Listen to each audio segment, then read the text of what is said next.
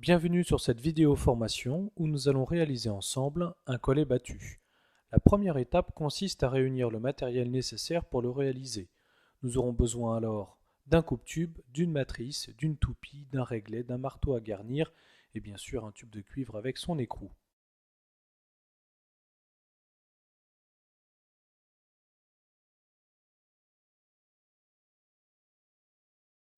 Préparer son tube a une vraie importance pour la réalisation d'un collet battu.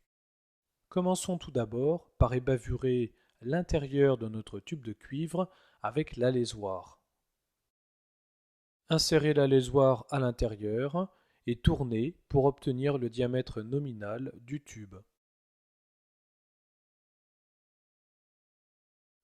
Vérifiez s'il ne reste pas de bavure à l'intérieur. La seconde étape de préparation consiste à recuire le tube de cuivre. Pour notre démonstration, nous avons utilisé un post-oxyacétylénique.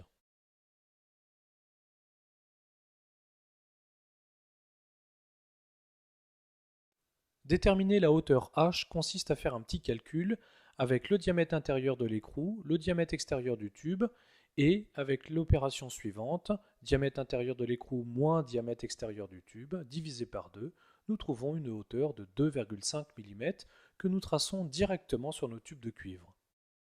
Il est bien évident que la hauteur sera différente en fonction du tube de cuivre et de l'écrou choisi. Vous pouvez faire référence aux abacs fournis dans la méthode.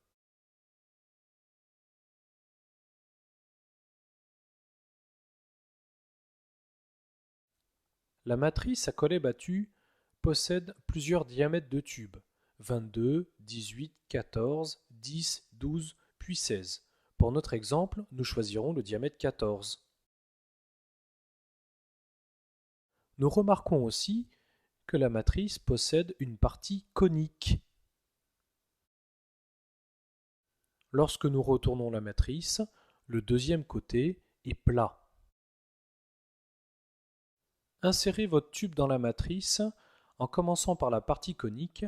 Nous pouvons ici visualiser le dessin de la hauteur h que nous allons positionner précisément dans la matrice, juste au démarrage de la partie conique de celle-ci.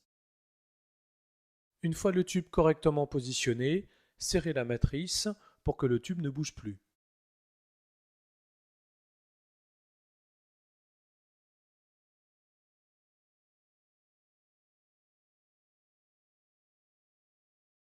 Pour réaliser la partie conique, nous utiliserons la toupie, puis le marteau à garnir. Il sera très important de conserver la toupie perpendiculaire à la matrice.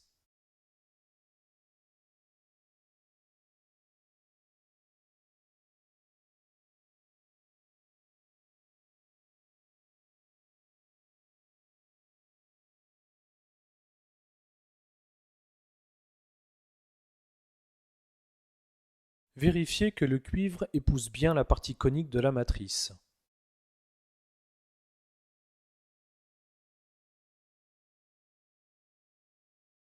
Pour finaliser notre collet battu et réaliser la partie plate, sortez le tube de la matrice,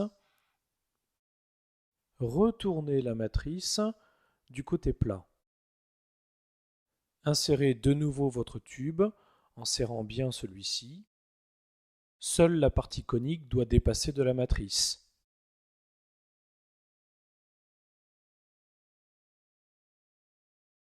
Positionnez votre matrice de nouveau dans un étau.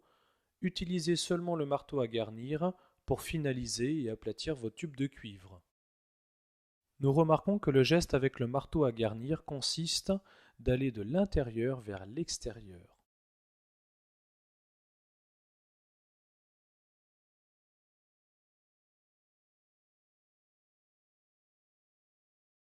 Notre collet battu est terminé. Vérifiez si le tube touche bien la matrice partout. Vérifions maintenant si notre collet battu est correctement réalisé. Notre écrou, que nous avons mis dès le début, doit rentrer sans effort et celui-ci doit être libre.